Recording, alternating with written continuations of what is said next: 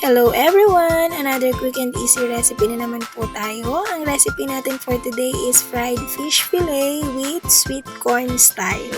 So napakadali nga lang po ng recipe natin na ito mga pangyaw. And then nga po ginayat ko lang po ng maliliit ang ating fish fillet. Boneless na po ito. Syempre fish fillet, charot.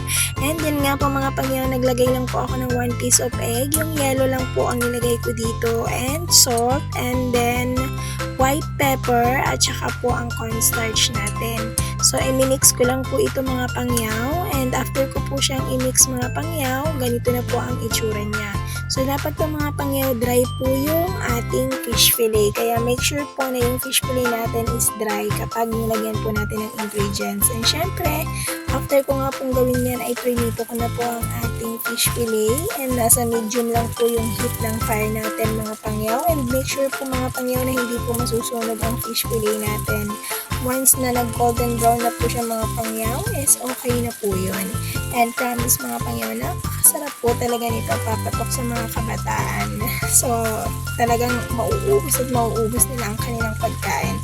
And kapag okay na nga po siya mga pangyaw, ganito na po yung itsura niya. So, iset aside na po natin siya mga pangyaw. Kuha po tayo ng other plate para po maset aside natin siya. And kung hindi naman po kayo masyadong maselan, huwag nyo na pong hugasan yung kawali nyo. Kasi dito nyo na rin po iluluto yung ating creamy corn. So, yun nga po mga pangyaw, after po nitong maprito is sinet aside ko na nga po siya, and nagluto na rin po ako dito ng creamy corn style natin.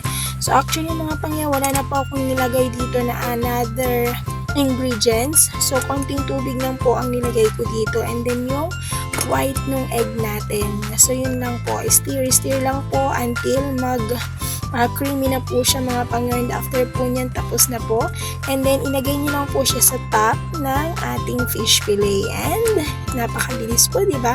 Napakadali mga pangyaw. Ito na po siya, napakasarap.